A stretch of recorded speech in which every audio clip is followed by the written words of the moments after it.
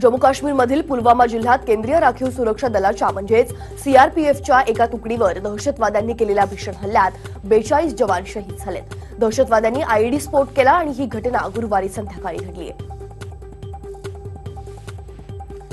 हे सगळे जवान सुट्टी संपवून आपल्या कर्तव्यावर निघाले होते। 350 किलो स्फोटकांनी भरलेली गाडी आदळवून या 2500 जवानांच्या ताफ्यावर दहशतवाद्यांनी भ्याड हल्ला केला। सीआरपीएफच्या ताफ्यावर केलेल्या आत्मघातकी हल्ल्यात दहशतवाद्यांनी स्कॉर्पिओ एसयूव्ही गाडीचा वापर केला। या गाडीत तब्बल 350 किलो वजनाची स्फोटकं होती। इतक्या स्फोटकांसह ही गाडी सीआरपीएफच्या ताफ्यातील बसवर जाऊन आदळली।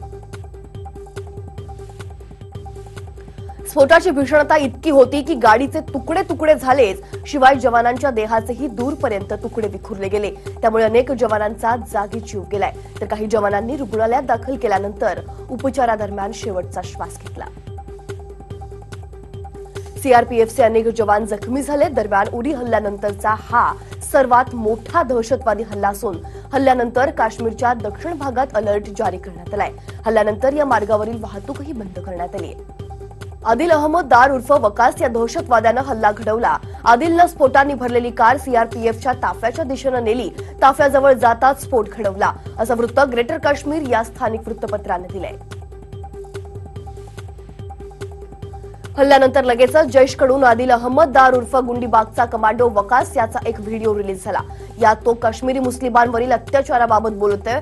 जैशच्या बॅनर समोर उभा राहून हातात रायफल घेतलेल्या पोजमध्ये आदिलनं हा व्हिडिओ शूट केलाय। सुरक्षा दलावर हल्ला होऊ शकतो असा इशारा गुप्तचर यंत्रणांनी 7 दिवस अगोदरच दिला होता। तरीही सुरक्षा यंत्रणांकडून चूक झाली आणि हा हल्ला घडलाय। काश्मीरमधील पुलवामा इथं झालेल्या आत्मघाती हल्ल्यानंतर केंद्र सरकारनं राष्ट्रीय सुरक्षेचा मुद्दा ऐरणीवर घेतलाय। केंद्रीय मंत्रिमंडळाच्या सुरक्षा समितीची तातडीची बैठक आज सकाळी 9:15 वाजता बोलावली आहे, असं वृत्त एनआयएनं सूत्रांच्या हवाल्यानं दिली आहे। पुलवामातल्या हल्ल्यानंतर आज राजनाथ सिंग काश्मीर दौऱ्यावर रवाना होतील, तर दिल्लीत राष्ट्रीय सुरक्षा सल्लागारांची तातडीची बैठक आयोजित करण्यात आली आहे। हल्ल्यानंतर तत्काळ पुलवामात असलेलं सैन्य, जम्मू काश्मीर पोलीस आणि सीआरपीएफच्या अन्य तुकड्या या सगळ्यांना अवंतीपुरा इथं पाठवण्यात आलंय। जम्मू श्रीनगर राष्ट्रीय महामार्गावरील वाहतूक तुर्तास बंद करण्यात आली आहे।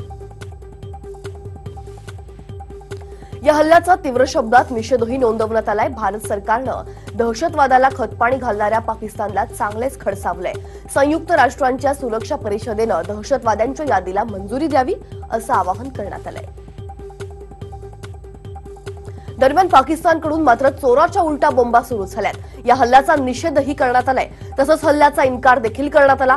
भारतीय मीडिया आणि भारत सरकारमधील काही तत्व कोणत्याही तपासाशिवाय या हल्ल्याचा संबंध पाकिस्तानशी जोडण्याचा प्रयत्न करतायत, असं पाकिस्ताननं म्हटलंय। पुलवामा इथं झालेल्या हल्ल्याची संयुक्त राष्ट्राकडून निंदा करण्यात आली आहे। संयुक्त राष्ट्राचे अध्यक्ष अँटोनिओ गुटेरेस यांनी या हल्ल्याचा निषेध केलाय आणि भारताला सहानुभूती दर्शवली आहे।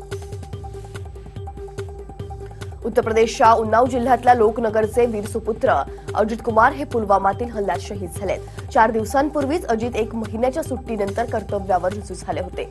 दरम्यान हल्ल्यानंतर लोकनगरवर शोककळा पसरली आहे।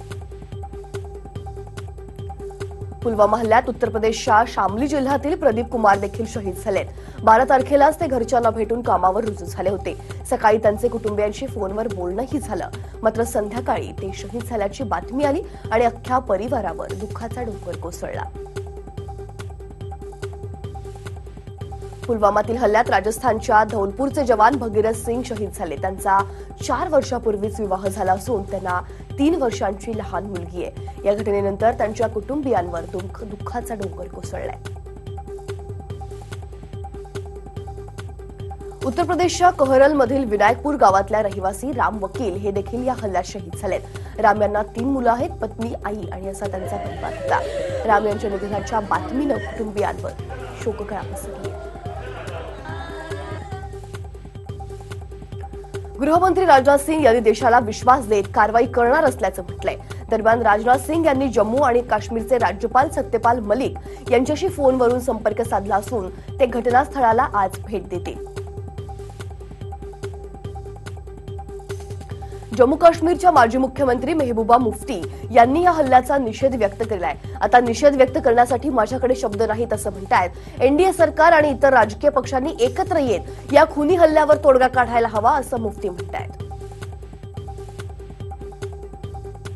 काश्मीरमध्ये दहशतवाद्यांनी भ्याड हल्ला केला, त्याला भारत चोख प्रत्युत्तर देईल. आम्ही दहशतवादी हल्ल्याचा निषेध करतो. या हल्ल्यामुळे काही काळासाठी आम्ही युतीची बोलणी थांबवली आहे, अशी प्रतिक्रिया मुख्यमंत्री देवेंद्र फडणवीसांनी व्यक्त केली आहे. पाकने केलेल्या हल्ल्याचा निषेध व्यक्त करत उत्तर प्रदेशचे मुख्यमंत्री योगी आदित्यनाथ यांनी जवानांचं बलिदान व्यर्थ जाणार नसल्याचं म्हटलंय. तसंच भारत सरकारला लढण्यासाठी सर्वांनी समर्थन दिलं पाहिजे असं योगी म्हणतात. दुःखाच्या प्रसंगी देश शहीद जवानांच्या परिवारासोबत आहे अशी भावना प्रियांका गांधींनी व्यक्त केली आहे. तर राहुल गांधींनी ट्विटरद्वारे शहीदांना आदरांजली वाहिली. पाकिस्तानकडून झालेल्या भ्याड हल्ल्याचा निषेध केंद्रीय मंत्री रामदास आठवले यांनी केलाय. पाकिस्तानला आता धडा शिकवायलाच हवा असं आठवले म्हणतात. पुलवामा इथं झालेल्या भ्याड हल्ल्याचा निषेध करावा तितका कमी आहे. हा हल्ला अत्यंत दुर्दैवी आहे. सगळे राजकीय मतभेद बाजूला ठेवून या हल्ल्याला चोख प्रत्युत्तर देण्याची हीच योग्य वेळ आहे असं राज ठाकरे म्हणतात. दहशतवादी सतत संधीच्या शोधात असतात, तर सुरक्षा यंत्रणांनीही अलर्ट केलं होतं. त्यामुळे आता चूक कुठे झाली हे शोधून काढायला हवं असं मत सर्जिकल स्ट्राईकचे मास्टर माइंड राजेंद्र निंबोळकर यांनी म्हटलंय. मुंबई शिवसेनेकडून पाकिस्तानच्या हल्ल्याचा निषेध व्यक्त करण्यात आलाय. यावेळी पाकिस्तानचा पुतळा जाळण्यात आला. पाकिस्तान विरोधात जोरदार घोषणाबाजी करण्यात आली.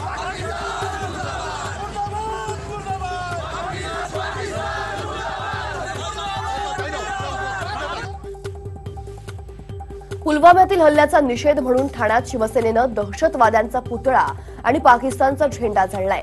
टेंभी नाका परिसरात शिवसैनिकांनी एकत्र येत हल्ल्याचा निषेध केला.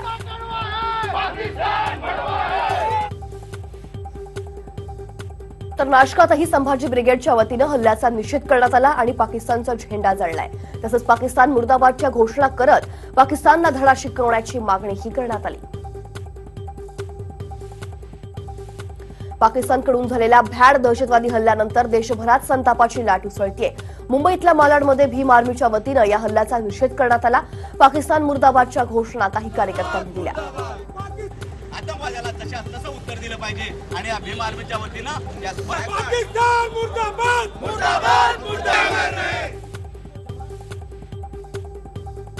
सांगलीमध्ये हल्ल्याचा निषेध करत शिवसेनेनं नागरिकांसह कॅन्डल मार्च काढला. यावेळी शहीदांना श्रद्धांजली अर्पण करण्यात आली. पाकिस्तान विरोधात जोरदार घोषणाबाजी देखील करण्यात आली.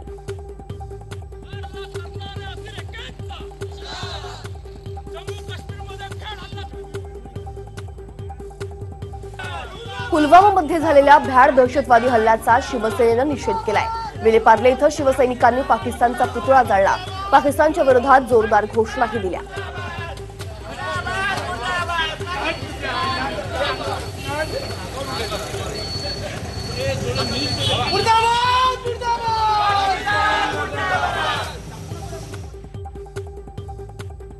उत्तर प्रदेशच्या फिरोजाबादमध्ये मुस्लिम समुदायाकडून जवानांना श्रद्धांजली वाहण्यात आली. यावेळी पाकिस्तानकडून केलेल्या हल्ल्याचा निषेध देखील करण्यात आला. तर जम्मूमध्ये तरुणांकडून पुलवामातील हल्ल्याचा निषेध करण्यात आलाय. तरुणांनी रस्त्यावर उतरून जवानांना समर्थन देत दहशतवाद्यांचा निषेध केलाय. लखनौमध्ये युवक काँग्रेसच्या वतीनं पुलवामामध्ये शहीद झालेल्या 42 शहीदांना श्रद्धांजली वाहण्यात आली. यावेळी पाकिस्तान विरोधी घोषणाबाजी देखील करण्यात आली आहे. भोपाळमध्ये भाजप कार्यकर्त्यांनी रस्त्यावर उतरत पुलवामा हल्ल्याचा तीव्र निषेध केला. यावेळी पाकिस्तानचा पुतळा जाळण्यात आला. तसंच पाकिस्तान होश में आओच्या घोषणाही देण्यात आल्या.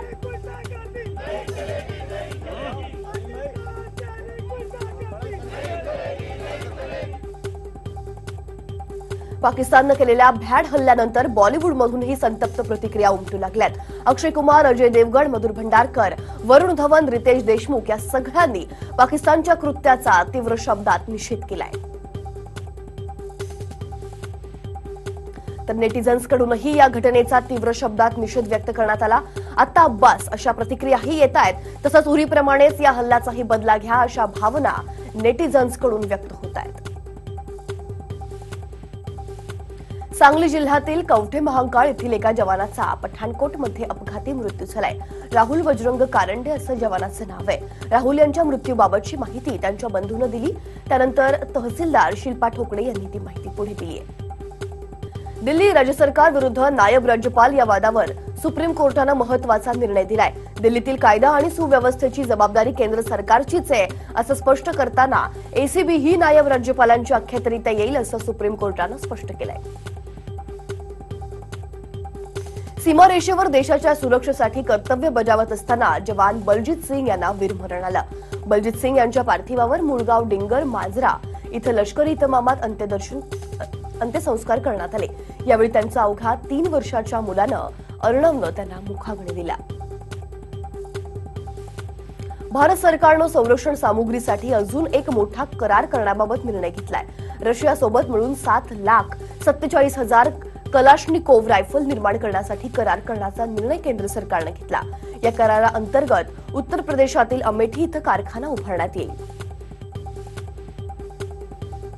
कर्नाटकच्या भाजप महिला खासदार शोभा करंदाजे यांची ऑनलाईन फसवणूक झाली. करंदाजेंच्या अकाउंटमधून जवळपास 15 लाख रुपये लंपास करण्यात आलेले आहेत. राजस्थानमध्ये आरक्षणासाठी आंदोलन करणाऱ्या गुर्जरांसह अन्य 4 जातींना सरकारी नोकऱ्या आणि शैक्षणिक संस्थांमध्ये 5% आरक्षण देण्यात आलंय.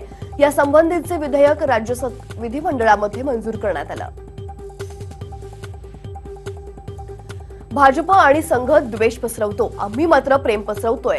मोदी शिव्या देतात, काँग्रेस संपवायची भाषा करतात, मात्र मोदींच्या द्वेषावर माझं प्रेम भारी पडतंय असं राहुल गांधी म्हणतात. अजमेरमध्ये सेवादलच्या कार्यक्रमात ते बोलत होते. वलसाडमधल्या धरमपूरमध्ये राहुल गांधींची जाहीर सभा झाली. यावेळी सभेत राहुल गांधींचा सत्कार करताना एक महिला कार्यकर्तीनं स्टेजवरच राहुल गांधींच्या गालाचं चुंबन घेतलं. सुरतमधील 10,000 शालेय विद्यार्थ्यांनी व्हॅलेंटाईन डेच्या दिवशी अनोखी शपथ घेतली. आई वडिलांच्या परवानगीशिवाय लग्न करणार नाही अशी शपथ या विद्यार्थ्यांनी घेतली. विशेष म्हणजे व्हॅलेंटाईन डे निमित्त साधत ही शपथ घेण्यात आली.